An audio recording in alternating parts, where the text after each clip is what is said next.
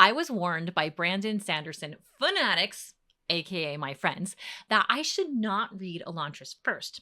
And this is because it's his first published book, and it's just not near as good as the Mistborn or Stormlight Archive series. And so I didn't. I started with Mistborn, and I loved Mistborn, completely fell in love with it, and thought I should go back and read his first book. But again, I was hit with, you won't like it, it's really not that great, or, it's not his best. And all I have to say is one thing. Are you all crazy? This is an excellent first publication, and I'm here to tell you all about it and why I am now 100% a Brand stan.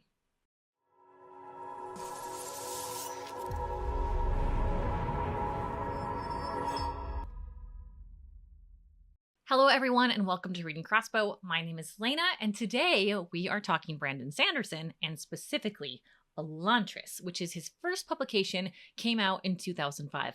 But first, a bit about our podcast. I normally have a co-host on the show named Rob, and we read 2 books a month together. He picks one and I pick one, and then in between those episodes, we do our own solo episodes. So that's what this is today, and this is not our first Sanderson. We have read the first book of Mistborn together. It was a reread for me and a first-time read for him. And upcoming soon, we are going to read The Way of Kings. So we're going to be hitting some Sanderson. Also, Rob did a controversial episode about Brandon Sanderson's Kickstarter, so make sure to watch that one if you haven't yet, but just keep in mind that is his opinion and not mine. So, back to Elantris. Again, this was Brandon Sanderson's first publication, but I have to tell you, this was actually not his first book.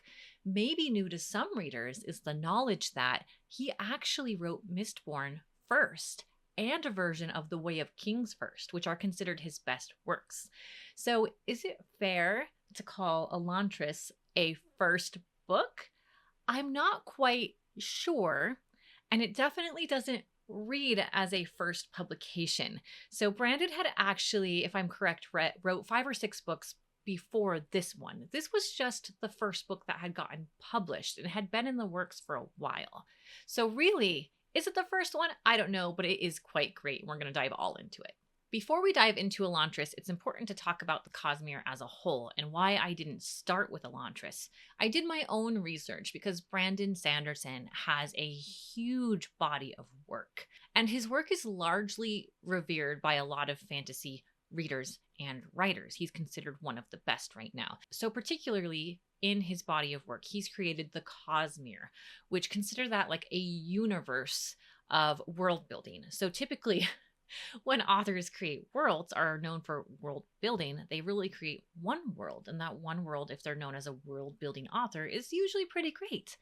However, Sanderson has done this many of times, many of worlds within his universe known as the Cosmere. And within the Cosmere is the first series of books that I have read under Brandon Sanderson, which is Mistborn. I cannot say enough about Mistborn. I love that series. So far, it is my favorite fantasy series. Love, love, love. Like I mentioned earlier, I've convinced Rob to read the first book and he liked it. So now I'm going to fully invest myself into the Stormlight Archive, and we are going to be reading The Way of Kings next. And before doing that, I thought, okay, it is finally time. I want to invest myself in the Cosmere. I want to become a Brand stan. It is time. I must read Elantris. So having that said, I want to talk about Elantris and how I read it before we go into the plot of the book and whether or not you should read it, which I'm telling you up front, cutting to the chase. You should. Okay, but let's talk about how to read it first. All right. So if people mentioned that you shouldn't read this first, they're kind of right. I think you might want to get hooked into the Cosmere first, and I do recommend reading Mistborn first. However, I don't think it's bad to start with this book if you want to. Just know that it truly isn't his best work, and having said that, it's still great work, which just boggles my mind. But anywho, how I read this book. So I picked up the 10th anniversary edition. So there is a foreword by, let's get this here, Dan Wells. And then there is a postscript by Brandon Sanderson himself. So I did something funky here. And I actually think it worked well for me. I read the postscript first, and this is because I have read Sanderson before and I am a fan. And so I kind of wanted to know like what is going on here? And this is when I learned about Brandon Sanderson's writing process and about how this was actually not his normal process in writing, because his typical process in writing now is that he creates a full, well drafted outline. The outline is so tight, so concise, so honed in that he rarely has to make that many adjustments to his writing process. And this is probably why we enjoy his books so much and they're so well crafted, is he really creates a beautiful book to start on the outline before he even begins. And how Elantris is different is this was the first publication, so actual published book, even though not first written book. All right. And so this is interesting because he hadn't really developed that craft fully yet. And so this book had gone through, I think he said 4 outlines. And there are a bunch of deleted scenes and a whole new character that are part of the 10th anniversary edition. So if you have read this but not read the 10th anniversary edition, I actually recommend picking this up because the deleted chapters and the deleted character is very, very interesting. And I have to say, Raoden, the main character, has a brother, and those chapters are on the brother. So for Bran Stans, pick it up. That part's cool. Back to the story and how I read the book. So I read that first, and I think that gave me a lot of knowledge into how I read the book because I actually made some exceptions for some differences in the writing that I think if I hadn't read that first, I might have focused on more. So just interesting to know for me the effort that went into making this book and the amount of revisions that it had before it actually hit the market. After that, I read the full book. And then halfway through, though, I should say that I did pick up the audiobook because my schedule got crazy. I realized I was pronouncing some of the names wrong, but also if you look online, you'll see some of the names are supposed to be very strong vowel sounds, and the reader of the audiobook doesn't do that. So one of the main characters' names is Serene, but online you'll see some people say Serene because the phonetically based on the magic in here, which we'll get into, you should say it that way, but they don't in the audiobook. So I wanted to preface that, which is like how I read it was sort of how I heard it in the audiobook. And there was big differences in the audiobook and the reading pacing. So I actually read the book much faster on my own than I did the audiobook, which is not my typical cadence. Typically the audiobook gets me through faster, but the audiobook author reads quite slow. So anyhow, that's how I read it. And then I finished the book, and then I read the foreword, which was interesting, and I'm glad I did that too because that gave me some retrospective.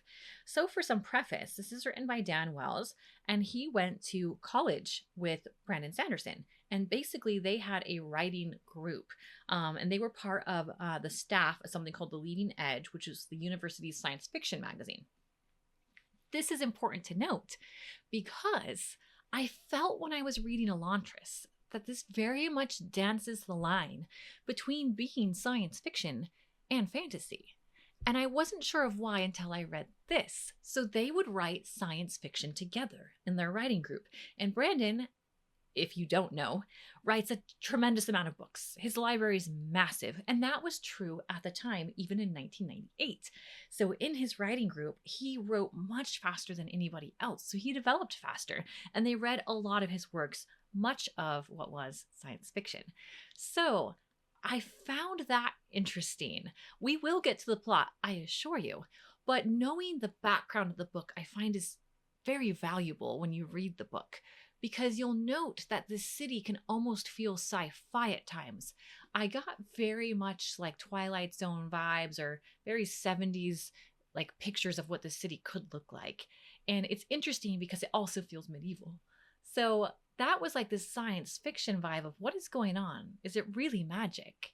Is it sci-fi? I'm not sure. But it's best to get into that if we get into the plots. So that is next.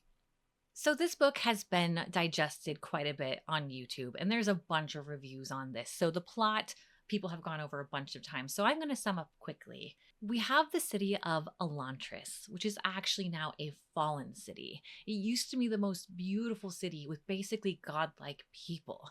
And 10 years ago, something struck the land, and the Elantrians, again, these godlike people, fell and were stricken with this disease.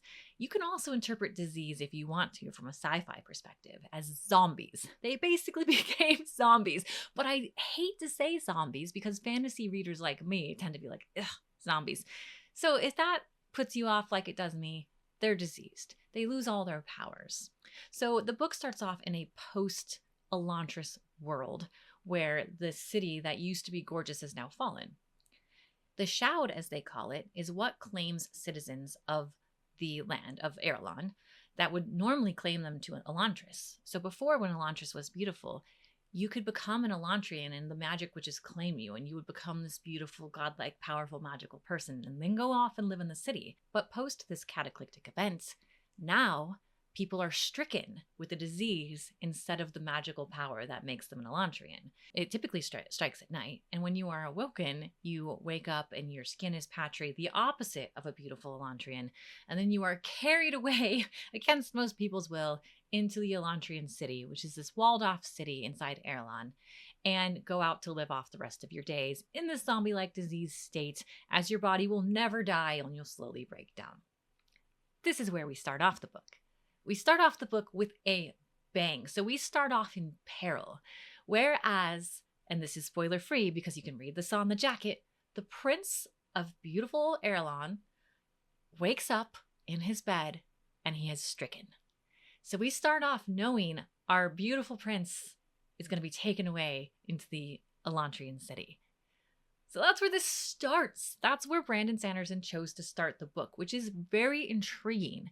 Typically, in the castles I read, and the fairy tales I read in fantasy, we have a beautiful prince, a beautiful princess, mystery, intrigue, love, romantasy. Not in this book. We have zombies. To further complicate the drama, the prince's bride is coming in within a day or two to be married to him, and this will join a neighboring country, or a neighboring city, if you will, called Taud. Her name is Serene, and she's the other. There's three main characters in this book. Raoden, the fallen Elantrian, and then there is Serene, his bride-to-be, and then there is Hrathen. So Serene has come into this city and realized her prince is dead. They won't say how because they buried this. Typically, if you become stricken with the Shroud or claimed, they hide it and it's not something you publicize. Your family just quietly sends you away to the city. And that's what they've done with the prince. So rather than tell her what has happened, they have told her he's died. And due to their marriage contract, she actually is still married to him. So she must live in this city, which is, I should explain this. The city where the kingdom is, Elantris, is a city, a walled-off city within that one. And that is where her husband is. So, but she doesn't know it. So it's just pretty complicated and fun and drama from the get-go. And then we have Hrathen, which is basically this priest from another far-off city. So the world building begins very early, who has come to convert Elantris and the king. If the king will convert and claim all his citizens within this new religion, he will not face peril and destruction from the neighboring city. However, Hrathen is questioning his faith. So, three main characters. We have a fallen prince who is going to lead Elantris, try to bring it back, restore it to its previous version. How he does that, we won't get into because I don't want to spoiler. We have Serene, who is his bride, and she's an outspoken, strong female, basically almost a warrior, fantastic character, and Hrathen, who questions his faith. All put together, this makes for a very dynamic plot that ultimately is all about waiting to see if Elantris will be restored to its former version and if magic will be brought back to this once illustrious city. Why is this book special? Well, this is very multi-layered. If you've read Sanderson before, you know that it's plot on top of plot on top of plot. It is in amazing world building, and it is very intricate magic systems. So within this book, we just get this taste, just a little bit. I have so many questions. Keep in mind, I have not read the Stormlight Archive, so some of these might get answered. I've heard they kind of relate back to this. There is questions for me on whether or not the main character, Raoden, was a certain type of magician or a certain type of Elantrian. It is alluded to because he seems to have an affinity for more power than the others. There's also other subplot levels. There's other cities. This world just never fully got built for me. This book is a one-off.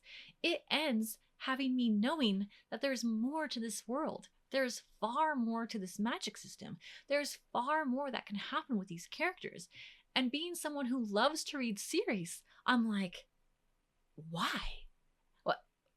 Finish it. Finish it. So the book definitely does end, but you can see how there could be so much more. And really, what is Elantris? It is actually the beginning of something very, very great. And when you know that there is a full world out there of the Cosmere, you very much see it in this first book. So hats off. Clap, clap, clap. Officially, Bran Stan. This is a great book. Is it like my top level best fantasy of all time? No, but there is some flaws with it. But you know what? I'm still going to give it a 5. And I'm giving it a 5 after reading Mistborn. And that's because this book is so well fleshed out. These characters are so well built. This world is so vast and well thought out, even if it's just this single planet or single world within the Cosmere. My mind is actually blown at everything that was put into this book, all the crafting. How can people say that this is meh, or, you might not like it after Mistborn? No. I appreciate the work, and I think you will too. I think you should read Elantris. It is very different from other fantasy books, and dare I say even sci-fi mixed fantasy books that you might have read. Give this a go. Great book.